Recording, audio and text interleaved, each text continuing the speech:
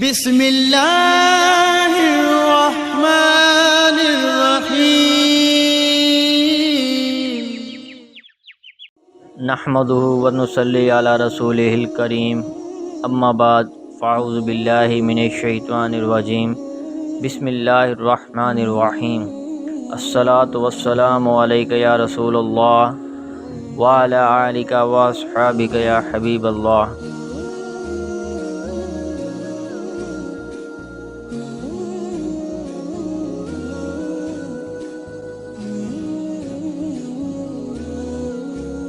عبادہ بن صامت رضی اللہ تعالیٰ عنہ کہتے ہیں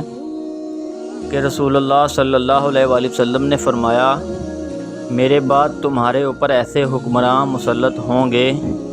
جنہیں وقت پر نماز پڑھنے سے بہت سی چیزیں غافل کر دیں گی، یہاں تک کہ اس کا وقت ختم ہو جائے گا، لہٰذا تم وقت پر نماز پڑھ لینا۔ ایک شخص نے عرض کیا، اللہ کے رسول، ان کے ساتھ بھی پڑھ لیا کروں؟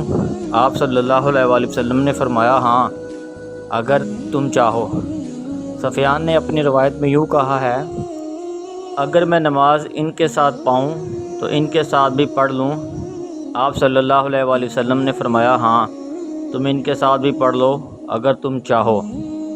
یعنی اگر کوئی متبع سنت اپنی انفرادیت قائم رکھ سکتا ہو